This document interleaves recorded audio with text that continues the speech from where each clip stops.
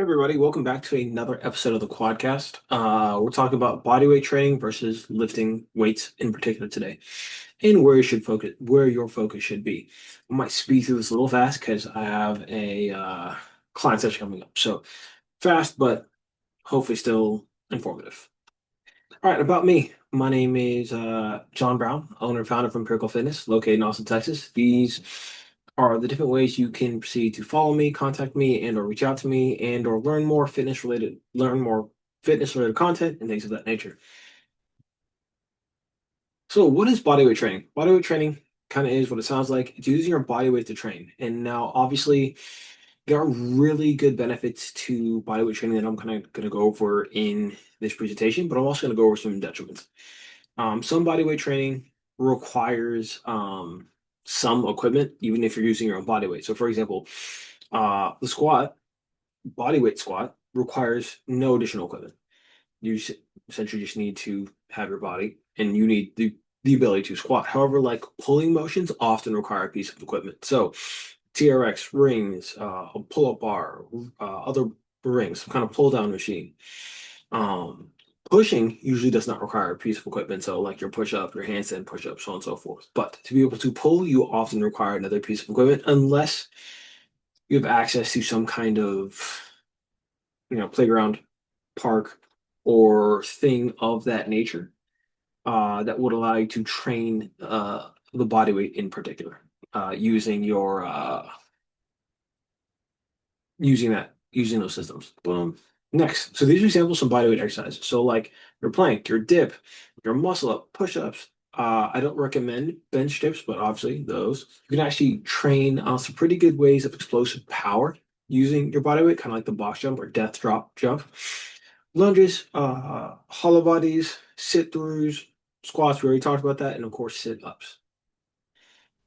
So all training has benefits. So it includes body weight lifts as long as it incorporates progressive overload, which is the principle that you have to over time continually apply and utilize more stress to your muscles over time to make them grow. And of course, you have a long-term progression model, which is like linear progression, undulating linear progression, which means essentially over time, let's say you start doing 3 sets of 10 at 135 for your first 4 weeks. If you go to 3 sets of 10 for 135 in your next 4 weeks, it's not going to be difficult, right? Because would have adapted to that stimuli by now. So you have to add weight again, and then essentially you keep stair stepping up and getting more difficult. That's what we call like linear progression. Undulating linear progression is essentially like you vary both your work and your intensity over time, and eventually they both go upwards in that nature. Body weight versus lifting. Um, Once again, I think body weight's a skill everyone should be able to have. Everyone should be able to control their own body in time and space. And I think it's really important. However, I do not necessarily think it's a great place to start. I think everyone should start by lifting weights, believe it or not. Um, Even when considering progressive overload and a linear progressed model. So some of the drawbacks for bodyweight training. Progressive overload can be difficult. So for example, you've never done push-ups before. You do 3 sets of 10 push-ups, and oh my gosh, it's difficult, it's hard. It's never been so challenging, right? So obviously not great. But over time, 3 sets of 10 will become easy, and you'll have to do a lot more push-ups in order to progress. And doing push-ups isn't that bad. But like, let's say if you're doing 3 sets of 50 push-ups, the time it takes would take to recover from doing 50 push-ups and the rest it would take to then do 50 more push-ups would kind of get irksome and boring when you could simply using weights just add 5 to 10 pounds and create the new stimuli needed for growing muscle and getting stronger. There are specific progressions and regressions that are usually required for body weight movements that can be hard. So like, for example, um, let's say you want to learn how to do a handstand push-up. You're upside down and doing a push-up, right? Like a good regression from that would be like a pike push-up, but you would have to know what the pike push-up is, how to set that up, and you would then have to have variations of pike push-up over time that would get you more vertical, so that it would transfer to um your handstand push-up because the pike push-up is a far easier exercise than a handstand. Um, you can often become stronger than available equipment, right? Kind of like I talked about with the push-ups. Eventually, it's easier just to go do barbell bench press or dumbbell bench press than it is to crank out some ridiculous amount of push-ups in order to get your workout in. The time constraint as well as what will be required, it's not great. And most bodyweight exercises eventually deviate from optimum hypertrophy. So your optimum hypertrophy scale or rep range that I like to use is between 5 to 8 reps. Usually, if you get over 8 reps, you're then going to deviate from optimal hypertrophy because you have what's called system fatigue. That's when you get an aerobic response. You start breathing harder and harder and harder during your workout or during the exercise routine or the specific set that you're doing versus focusing on building muscle. Like if you do essentially, you usually want to work to in order to stimulate hypertrophy between 1 to 3 reps in reserve. If you're really strong, it might take you 30 to 40 push-ups before you get close to that reps in reserve range, right? Versus if I do a barbell bench press at like 225 and I do 5 reps at that, that gets me pretty close to like my 3 to 2 reps in reserve in order to best stimulate hypertrophy. The most hypertrophy stimulating reps occur near failure. And if you are essentially further away from failure, it is then hard to build muscle. Now, obviously, if you're new to lifting, this doesn't necessarily apply to you. It's a lot easier for you to build muscle and make gains when you're new.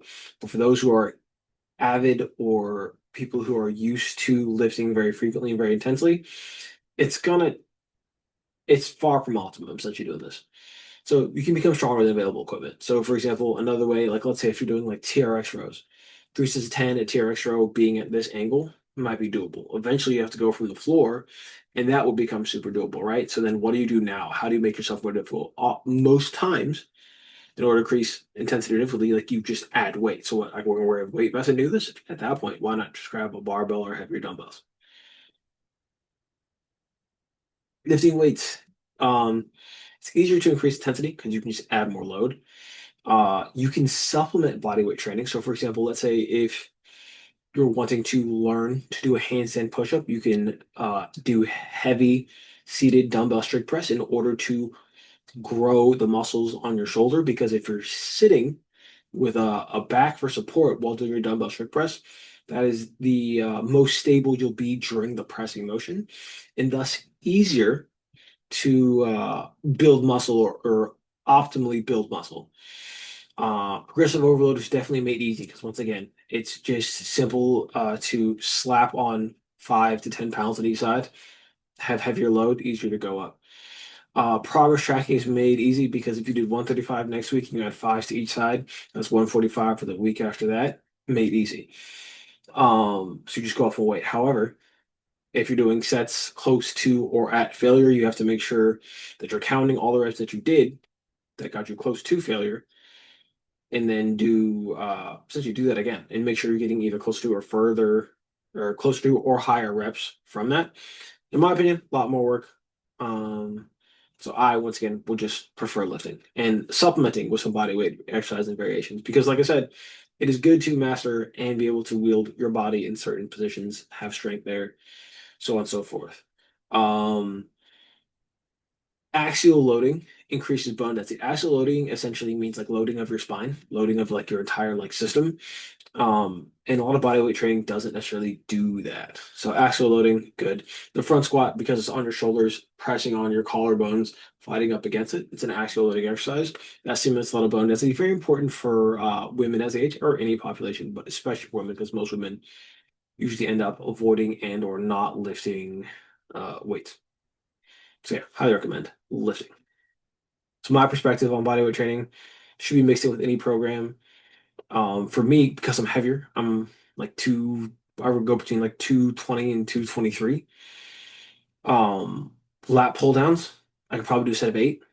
Um, with like two reps in reserve, probably close like to 185, like 200 pounds. Me doing pull-ups, that's a lot more intense because I'm not overhead. I'm not as strong overhead because I row, so it's a lot of like horizontal pulling, not a lot of vertical pulling. So overhead, I'm not as strong. So Doing pull-ups is a lot more intense for me than it would be like pull down, would be doing cable at pull downs. Now, it might be the opposite for someone who's into calisthenics or does a lot of bodyweight training or just doesn't weigh as much. Um, Bodyweight does give you more training variation. Um, an example would be like if you travel and you don't have access to a gym, knowing what bodyweight exercises can target the same muscles, the same areas, the things that you need to do, your bodyweight training can help you achieve results while not having access to the gym or not having access to heavy enough loads. So, for example, if I don't have access to my lat pull downs, being strong enough to do pull ups or chin ups and have correct form while doing those to be able to work myself optimally, good, even if I don't have access to a pull down machine. Um, so, once again, learning and knowing how to train with your body weight, highly important. I recommend everyone should do it. You, and it should be integrated into your program. There should be some body weight exercise like integrated into every program at some point in time, even if it is minimally, even if it's a couple, even if it's just for your core. But you should, once again, from my perspective, know how to wield your own body weight. I like starting with lifting first because it can supplement your body weight if you're like someone who's like into calisthenics. For everyone else, just lift and then supplement with body weight because once again, it builds your repertoire, it builds what you can do, and you can ease your track progressive overload and linear progress versus having to figure out what progressions or regressions would help you. For example, like the muscle up is one of the hardest gymnastics movements that people can do. I can't do one. And I would have to then research and figure out the various progressions that would help me learn how to do a muscle up properly. Um, Versus doing some lat pull downs and doing some dips or cable cross decline cable crossover bench press to work my lower chest in a similar manner. Lifting in general builds your base, and the stronger your base gives you more options. Most people get injured or hurt or unable to continue in their progress because their foundation isn't strong enough. So once again, you want a higher foundation or a larger foundation in order to get you more results. So stronger base, more options. The stronger base that you get from lifting, like being able to currently I think I'm at 70s for dumbbell bench press overhead because I actually want to learn how to do handstand push-ups. That's my body weight movement that I'm trying to master. Getting stronger dumbbell bench pressing overhead will transfer to my handstand push-ups as far as like my shoulder strength and the range of motion that that allows for. Versus if you were just like John, start training for handstand push-ups now without having lifting like those heavier dumbbells, it's not good. A lot harder. Highly don't recommend. So if you want to transform your body and do a transformation like this is a 90-day transformation that I made a while back. I highly recommend that you scan this QR code on the screen. It'll give you some options, one of which is 25% off nutrition coaching with Empirical Fitness. You work with one of the members of my team, and we're going to help you get shreddy and lean just like this. You can get this shreddy and this lean whether you're doing bodyweight exercises at home or you're lifting in the gym. It is not your workouts that create this huge aesthetic change. It is often your nutrition, and most people don't realize that. So, if you're looking to upgrade your physique, you're chasing your next evolution. You want to look like a Super Saiyan, like I did. Because that was my goal. I wanted to look like Super Saiyan. Goku's my idol. If that's what you're looking for, scan this QR code, click the link that says 25% off nutrition coaching. We can get started with a member of my team. I recommend.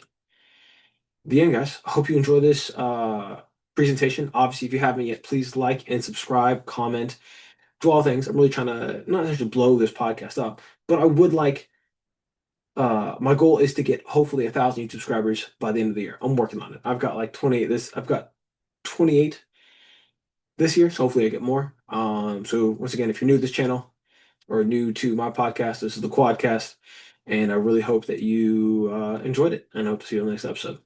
Later.